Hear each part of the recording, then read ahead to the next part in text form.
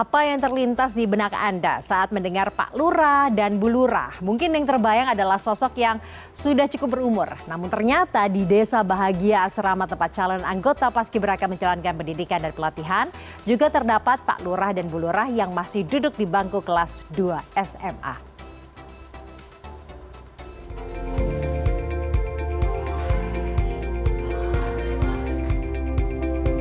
Slogan saya, bantulah saya menjadi Pak Lurah agar kita semua bisa lebih cheese. Di satu sisi saya juga senang bisa dapat gelar Bu Lurah di sini kayak gitu. Karena ini salah satu incaran juga para capaska untuk bisa mendapatkan gelar Bu Lurah dan Pak Lurah. Kayak gitu. Senang dan bahagia, itulah yang dirasakan Raja Siam Algifari Panjioga, calon anggota Paskibraka utusan dari Provinsi Jawa Barat ketika terpilih menjadi Pak Lurah di asrama yang diberi nama Desa Bahagia.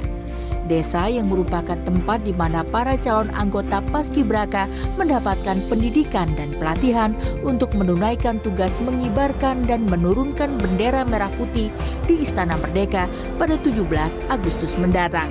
Gelar Pak Lurah yang didapatkan anak pertama dari 3 bersaudara itu merupakan hasil voting dari teman-teman capaska lain setelah ia berkampanye. Mengemban tugas menjadi Pak Lurah tidak hanya membantu Pamong untuk membuat situasi di asrama lebih teratur, namun ia juga harus memastikan kondisi teman-temannya dalam keadaan yang baik dan siap menerima pelatihan.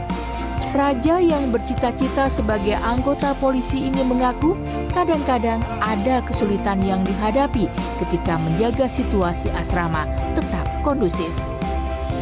Tentunya pasti ada, tantangan tuh kan pasti selalu ada di dalam setiap langkah kami para Capasnas, mau itu dari segi PBB atau segi kita di TRW ini.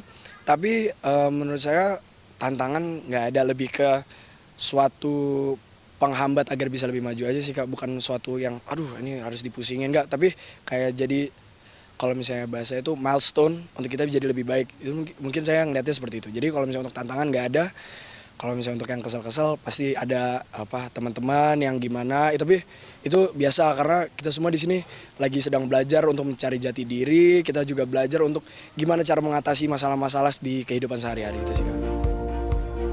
Selain Raja, rasa senang juga dirasakan Nur Faida Aguspika atau yang akrab disapa Pika, calon Paskibraka utusan dari Kalimantan Timur ketika terpilih menjadi Bu Lurah.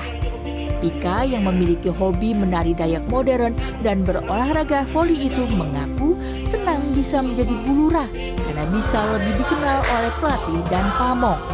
Anak kedua dari 4 bersaudara itu bercerita, awalnya ia tidak mencalonkan diri, namun akhirnya ia mau mencoba. Itu kita dibagi menjadi 3 kelompok dengan urutan waktu. Nah, saya termasuk di urutan waktu tengah.